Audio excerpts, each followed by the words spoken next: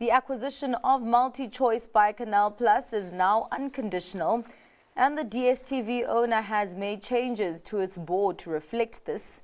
These include David Migno and Nicholas Dandoy becoming CEO and CFO, respectively, of the Canal Plus African operations, which includes MultiChoice. Outgoing CEO of MultiChoice, Calvin Mawela, will chair the operation across the continent, while outgoing MultiChoice CFO Timothy Jacobs will continue to hold a senior position in the finance department of the combined group. A statement from the firm says that the integration of the two companies will now start to take place, and a strategic update on this will be communicated to shareholders in the first quarter of next year. In the meantime, MultiChoice and its subsidiaries will change their financial year end from end March to end December to align with Canal Plus. PPC says it's seen a market improvement in its results despite the weak South African macroeconomic environment.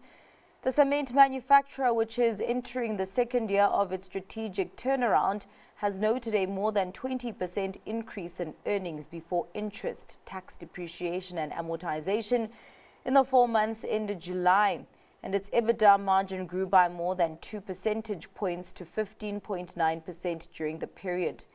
PPC will release its interim results on the 24th of November. Renergen has warned of a wider interim loss. The natural gas and helium producer expects its headline loss per share for the half year to increase by at least 20%. The firm says this is due in part to one-off transaction costs related to it combining with ASP Isotopes. Renergen will release a further trading update once it has more certainty on its forecasted HEPS range, and the group will open its books on the 30th of October. Alongside the trading update, the company also announced that a full settlement and coexistence agreement has been reached with Springbok Solar Power Plant. This brings all legal disputes to an end. The two parties locked horns when Renergen expressed concerns about the ongoing construction of the Springbok Solar project in an area designated for future natural gas extraction. But the companies have now decided on a way forward that will allow both projects to continue. Renergen says clear protocols have been defined for ongoing communication and operational coordination. CEO Stefano Marani has stated that the agreement brings to a close a difficult chapter for both firms, and it now creates a path forward that is built on collaboration and mutual respect. Choppies has taken a profit knock. The Botswana-based supermarket group has posted a 23% decline in annual profit. The slump is partly due to the loss on sale of its Zimbabwean business, foreign exchange rate differences, and the cost of diesel to mitigate load shedding. South Africa is looking to boost cannabis research.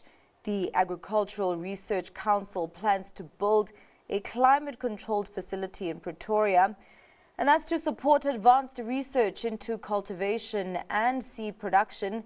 The ARC has gone to market for a partner to build the project. The move comes as government steps up efforts to commercialize cannabis. South Africa legalized medicinal cannabis in 2017 and private use in 2018. A hemp and cannabis commercialization policy is expected by 2026, with an overarching cannabis bill planned for 2027. Further afield, Warren Buffett's Berkshire Hathaway has wrapped up its 17-year investment in Chinese electric vehicle manufacturer BYD, booking a whopping 20-fold gain.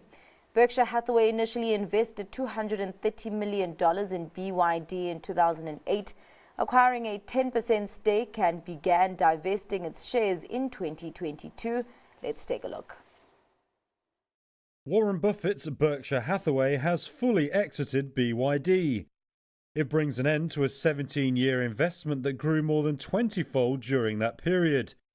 A filing by Berkshire's energy subsidiary recorded the value of its BYD investment as zero as of end of March. That was down from $415 million at the end of last year. Buffett's company began investing in the Chinese electric vehicle maker in 2008. It paid $230 million at the time for the equivalent of a 10% stake. Berkshire began selling those shares 3 years ago after BYD's share price had risen more than 20-fold. The investment giant didn't immediately respond to a request for comment on Monday.